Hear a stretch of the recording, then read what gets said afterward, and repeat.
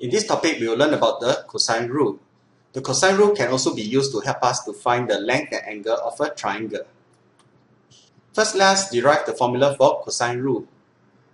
Given a triangle ABC here with a perpendicular height h, the side that is opposite vertex A is A, the side that is opposite vertex B is B, and the side that is opposite vertex C is called C. We shall let this part of the triangle be x, and hence the remaining part will be b minus x. Using the angle A here, cosine A is equals to adjacent over hypo, which is equals to x over c. We shall now multiply c on both sides, and that will give us x equals to c cosine A. Using Pythagoras theorem, h squared is equals to c squared minus x squared for this triangle here. For this triangle here, we will have h squared equals to a squared minus b minus x squared.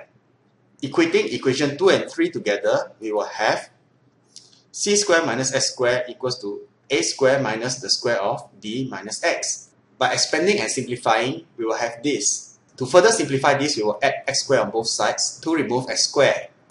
And we will have c squared equals to a squared minus b squared plus 2bx. Next, we will add b squared minus 2bx on both sides.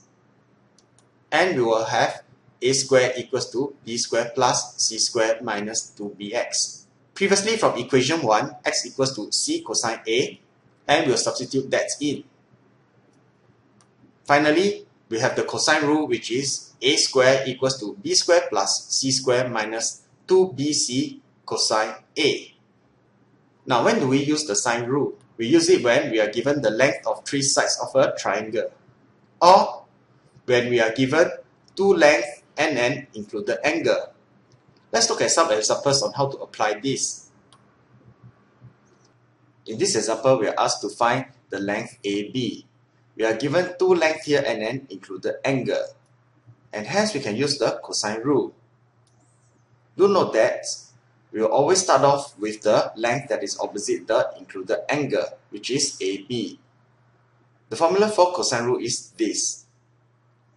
And A will be AB squared, because that's the length that is opposite the included angle. So AB squared is equals to 7 squared plus 4 squared minus 2 multiplied by 7 multiplied by 4 cosine 70 degrees. Simplifying on the right hand side, we will have AB squared equals to 45.84687. In order to find AB, we will square root on both sides, and AB is equals to 6.77 centimeters rounded off to 3 significant figures. Once again, do note that we will always start off with the length that is opposite the included angle.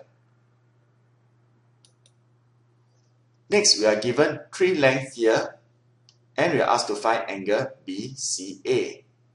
Since we are given 3 lengths, we can use the cosine rule, and we will start with the length that is opposite the angle that we are finding.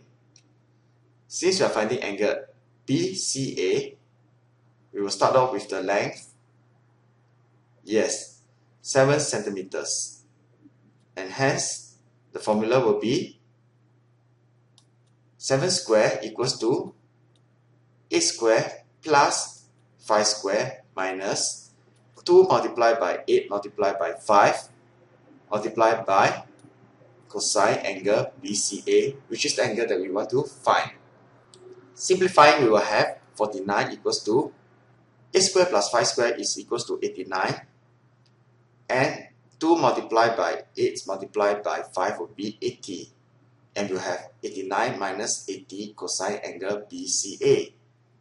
In order to find angle BCA, we will need to subtract 89 on both sides, and we will have negative 40 equals to negative 80 cosine angle BCA. To remove negative 80, we will divide negative 80 on both sides, and we will have 0.5 equals to cosine angle BCA. Lastly, we will need to inverse cosine on both sides to have this. By pressing your calculator and ensuring that it is in degree mode, we will have angle BCA equals to 60 degrees. As a reminder, we can use the cosine rule when we are given three lengths. And we will always start off with the length that is opposite the angle that we want to find. In summary, we will use the cosine rule under these two conditions: when we are given three lengths, or when we are given an included angle with two given sides. The length that we will start off with is always the length that is opposite the included angle, or the length that is opposite the angle that we want to find. If you are starting with a square, then we will be finding angle A. If you are starting with b square, then we will be finding angle B. And if you are starting with c square, then we will be finding angle C. And that's all for this topic.